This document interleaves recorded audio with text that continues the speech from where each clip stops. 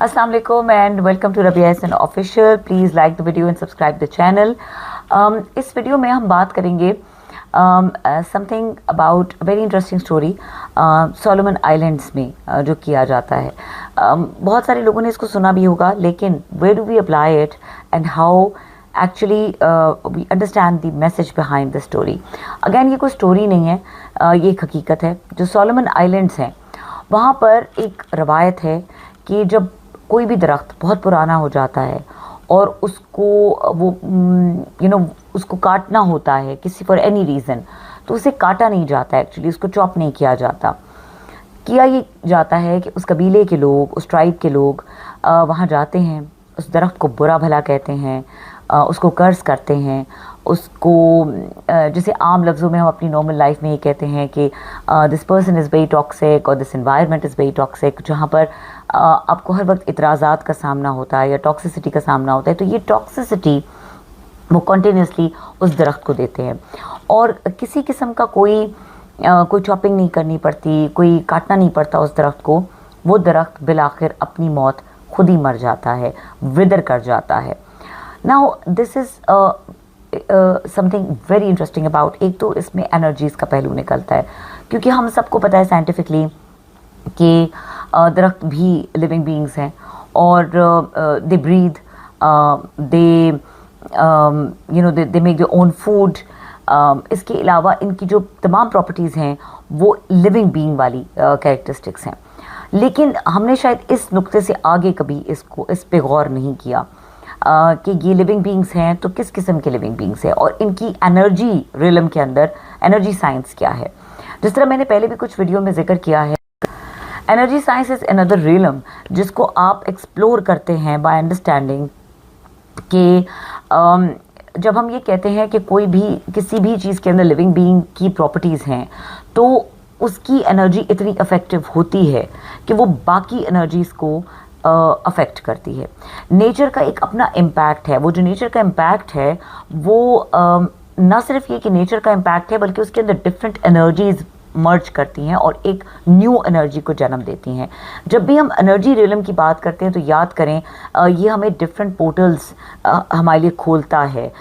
इस एनर्जी को अंडरस्टैंड करते करते जब हम मुख्तलिफ डायमेंशंस में निकलते हैं थ्रू दोज पोर्टल्स, तो यहाँ पे वो एक्सप्लोरेशन शुरू होती है, यहाँ पे वो जर्नी शुरू होती है जिसको while being confined in a physical body हमारी सोल्स ही एक्सपीरियंस कर सकती हैं. बॉडी के अंदर ये टेंडेंसी बहरहाल नहीं है कि वो ट्रेवल कर सके through into different dimensions through these portals in the form of energy और in the form of anything other than body matter. और क्योंकि again ये एक बहुत कॉम्प्लेक्स टॉपिक है कि उस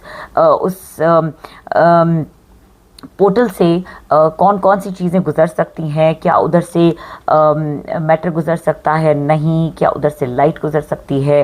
to an extent yes, but again इसके ऊपर भी एक डिबेट है. तो उस पोर्टल के अंदर से गुजरने के लिए भी एनर्जी को एक ख़ास किस्म की अवेकनिंग चाहिए होती है. और वो कौन सी एनर्जी है जो इस सफ़र को, इस जर्नी को कंटिन्यू कर सकती है through those portals. This we will discuss in some other video. But coming back to the point कि जब हम दरख्तों की एनर्जी के बारे में बात कर रहे हैं तो हमें ये समझने की ज़रूरत है कि वो बात तो नहीं कर सकते, लेकिन वो सुन सब कुछ रहे हैं.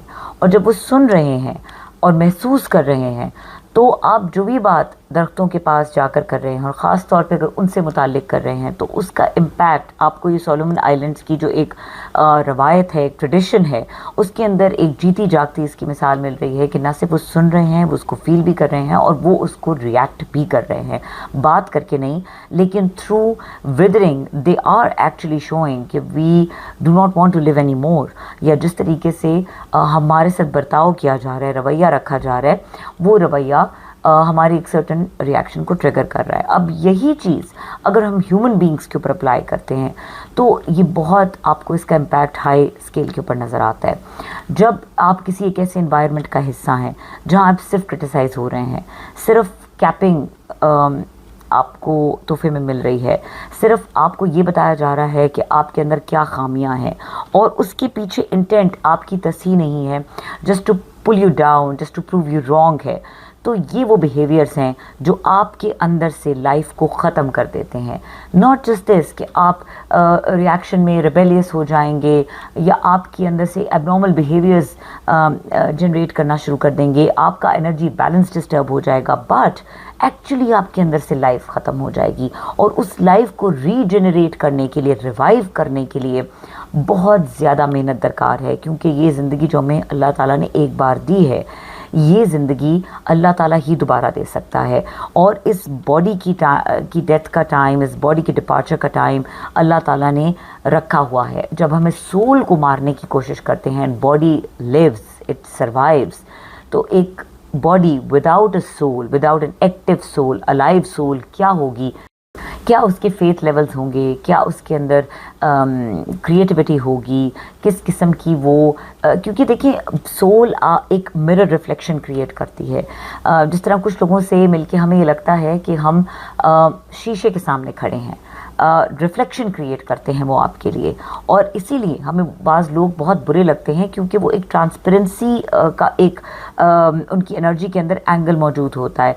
Actually what you do not like about those people is not them, it's you who is not liking their own reflection। ये बेसिकली हमारे अपने डीमंस होते हैं जो हमें दूसरों में नज़र आते हैं, and we start saying bad things about them कि शायद उन्होंने ऐसा कुछ कर दिया कि हम we can not stand them any more. Actually it's our own demons that we could see through them. Now जब हम ह्यूमन साइकोलॉजी की बात करते हैं तो ये एक रिएक्टिव साइंस है, ये एक रिएक्टिव साइकोलॉजी है। इसके ऊपर पड़ने वाला पानी का एक कतरा भी एक सर्टेन रिएक्शन क्रिएट करता है। जब आप अपने इर्द गिर्द के एनवायरनमेंट को डिटॉक्स नहीं करेंगे और सिर्फ डिटॉक्स ड्रिंक्स पीकर अपनी बॉडी को हेल्दी रखने की कोशिश करेंगे, तो trust me, your soul is going to make huge complaints. और शायद वो आपकी बॉडी में कैद ही ना रहना चाहे, शायद वो आपको ये मैसेज दे दे कि आप मेरे साथ इंसाफ नहीं कर रहे। तो बहुत ज़रूरी है ज़रूरी है कि हम अपने सराउंडिंग को डिटॉक्स रखें और ऐसी कंपनीज से, ऐसे लोगों से दूर रहें जो सिर्फ हमें क्रिटिसाइज़ कर रहे हैं। और देखिए क्रिटिसिज्म भी दो तरह का होता है।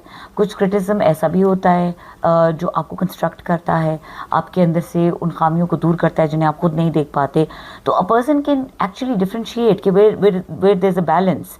अगर बैलेंस होता है, अगर कोई कंस्ट्रक्टिव क्रिटिसिज्म करता है तो भी पता चलता है। और जहाँ पर बिला वजह आप एक तनकीद के माहौल में रह रहे हैं, बिला वजह आप एक डिसएक्सेप्टेंस के माहौल में रह रहे हैं, वहाँ आप सोलोमन आइलैंड के इस दरख्त की तरह विदर कर जाएंगे।